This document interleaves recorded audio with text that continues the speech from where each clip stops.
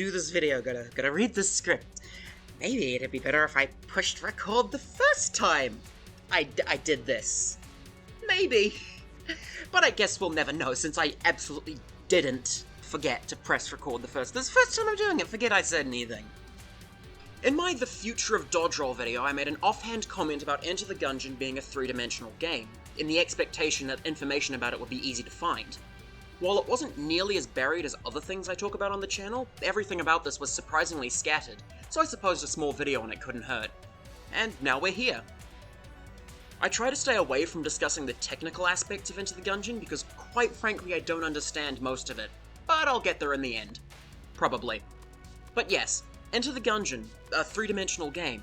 It sounds like a stupid and obviously wrong statement, but as you might be surprised to learn, everything in Enter the Gungeon, every NPC, enemy, and table, is part of a three-dimensional environment that players will never see due to the camera being perfectly angled to hide it, as this tweet from Dodge Roll Games themselves shows.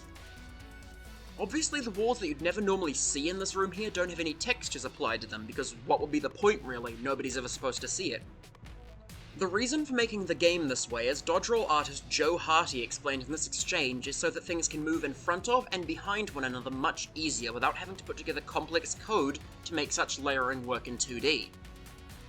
The example Joe used is probably the best, that of a beam weapon passing in behind an enemy, over a table, and behind a column.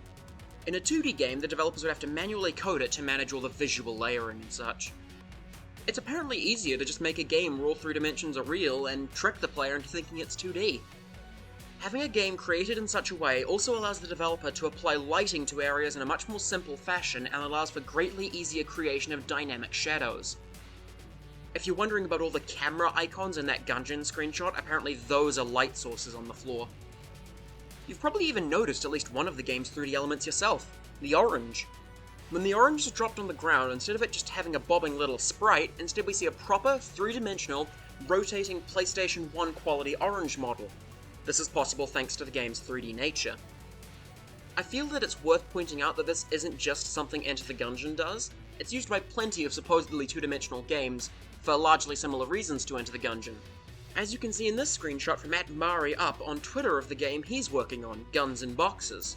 On a side note, there's an Easter egg in the game Strafe where the player can play a version of Enter the Gungeon known as Enter the Gungeon 3D Blast. This version of the game has an over-the-shoulder camera perspective and starts the player with an infinite ammo blooper. The enemy selection is very limited and the player seems to always be Marine. The game also only seems to consist of a single Gungeon proper-like floor, but the point stands that this is an actual three-dimensional version of Enter the Gungeon modified to be legitimately playable from such a perspective. I've even heard that 3D Blast makes use of some of the code used to make the actual 3D environments in Gungeon, but I cannot for the life of me track down a source for where I heard that, so take this last bit with a grain of salt. So yeah, that's really all there is to it.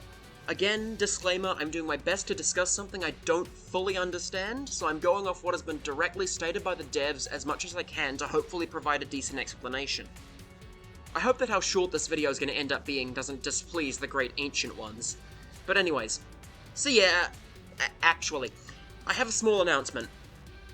At the request of a handful of people in the comments of my videos here and there, I've created a small Discord server for discussing Enter the Gungeon and such.